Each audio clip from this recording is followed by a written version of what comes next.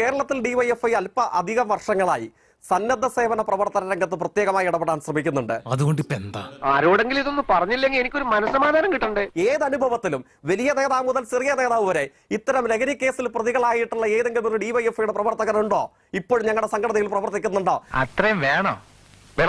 കുറച്ച് കടുപ്പത്തിരിക്കട്ടെ. ആവേശം കൊണ്ട് ഓരോന്ന് വിളിച്ചു പറഞ്ഞ് തടിയേടാക്കണ്ട. പണിയെടുക്കാതെ ജീവിക്കാൻ നോക്ക്. അങ്ങനെ ലഹരി കേസുകളിലും അക്രമ സംഭവങ്ങളിലും ഭാഗമായിട്ടുള്ള എല്ലാവരെയും നിങ്ങൾ പാർട്ടിയിൽ നിന്ന് പുറത്താക്കുകയും സംഘടനാ പ്രവർത്തനത്തിൽ നിന്ന് മാറ്റി നിർത്തുകയും ചെയ്തിട്ടുണ്ടോ ജയ്ക്ക്? അങ്ങനെ ആത്മാർത്ഥമായി പറയാൻ കഴിയുമോ? മിണ്ടാതിരിക്കാം, കുറച്ച് കഴിയുമ്പോ പോവുമായിരിക്കും. എന്താണ് പുളുന്താനാശാന ഒരു മൗനവ്രതം?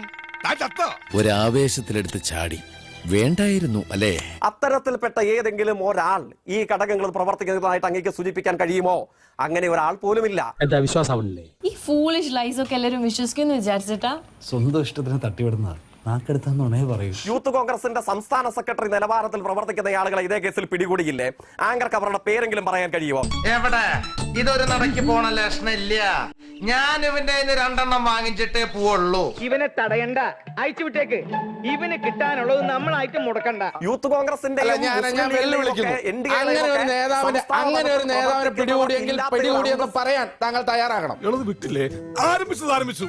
ഇനി പറഞ്ഞിട്ടെന്താ കാര്യം? നമുക്ക് വേറെല്ലാം പറയാം. ഞാൻ അല്പം ഡീസന്റ് ആയി പോയതുകൊണ്ട് നിന്നെ പോലെ തറയാവാൻ എന്നെ കൊണ്ട് പറ്റില്ല കേട്ടോ. താങ്കൾ തയ്യാറാകണം. യൂത്ത് കോൺഗ്രസിന്റെ സംസ്ഥാന തലത്തിൽ അങ്ങനെ ഒരു നേതാവിനെതിരെ നിങ്ങളുടെ പോലീസ് FIR ഇട്ട് പിടികൂടിയെങ്കിൽ ഞാൻ താങ്കളെ വെല്ലുവിളിക്കുന്നു. ജെയ്സി തോമസ് ഒരു കമ്മ്യൂണിസ്റ്റുകാരനാണെങ്കിൽ പറ, ആ പേര് പറ, അയാൾക്കെതിരെ എടുത്ത FIR പറ, ഞാൻ ഇപ്പൊ പുറത്താക്കാം. അതെന്താണോ താനൊരു അർത്ഥം വെച്ച് സംസാരിക്കണേ? മനുഷ്യനെ താഴ്ത്തി കിട്ടുന്ന സ്വഭാവം പണ്ടേ നിന്റെ രക്തത്തിലുള്ളതാണ്. ഉള്ള കാര്യം തുറന്ന് പറയുന്ന ആരെയും പേടിക്കണ്ട. നിങ്ങൾക്ക് എന്തെങ്കിലും മാന്യത ഉണ്ടെങ്കിൽ നിങ്ങൾ പറ. ചുമ്മാ ഇവിടെ വന്നങ്ങ് ഡംപടിച്ചു പോകരുത്. നിങ്ങൾക്ക് പറ, പേര് പറ. പാച്ചേട്ടാ അവമാനിക്കരുത്. ഞാൻ നല്ലൊരു കുടുംബത്തിൽ പറഞ്ഞവനാണ്. നീ നല്ല കുടുംബത്തിൽ പറഞ്ഞു, ഞാൻ പിന്നെ മറ്റേ കുടുംബത്തിൽ പറഞ്ഞാണല്ലോ.